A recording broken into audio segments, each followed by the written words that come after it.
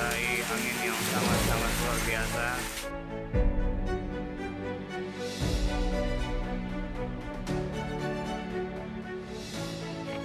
Hari ini, sejumlah wilayah Depok, yakni di Bedahan, Pancoran Mas, dan Sawangan diguyur hujan angin disertai es, menyebabkan beberapa atap rumah warga dan pengendara mobil tertimpa pohon roboh.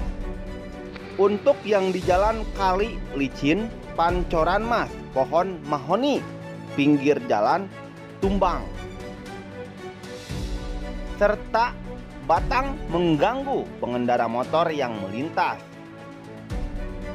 Sedangkan sebuah pengendara mobil Toyota Avanza Silver sedang melintas Jalan Haji Sulaiman dekat Superindo, Kecamatan Sawangan, tertimpa pohon besar dan kabel listrik.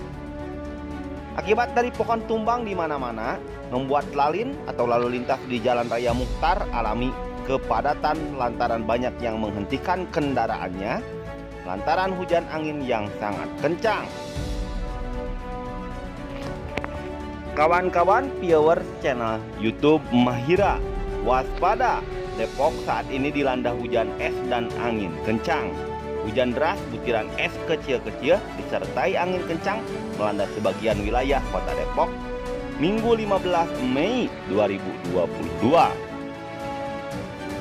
Hujan mulai turun sekitar pukul 14.40 waktu Indonesia Barat. Tak lama angin bertiup kencang, butiran es yang jatuh di atap bangunan dan kendaraan menimbulkan bunyi yang cukup nyaring. Kejadian ini setidaknya terpantau di kawasan Pasir Putih dan Rangkepan Jaya Depok. Andi, warga RT 6 RW 16 Kelurahan Rangkepan Jaya, Kecamatan Pancoran Mas mengatakan hujan es membuat dia dan keluarganya khawatir bagian atas rumah menjadi rusak. Bunyinya keras sekali, ujar Andi. Tetangga Andi, Ikhwan Ibrahim, mengungkapkan hujan es terjadi cukup lama, apalagi disertai angin kencang. Arah hujan jadi kemana-mana berubah-ubah. Kami semua waspada, tuturnya.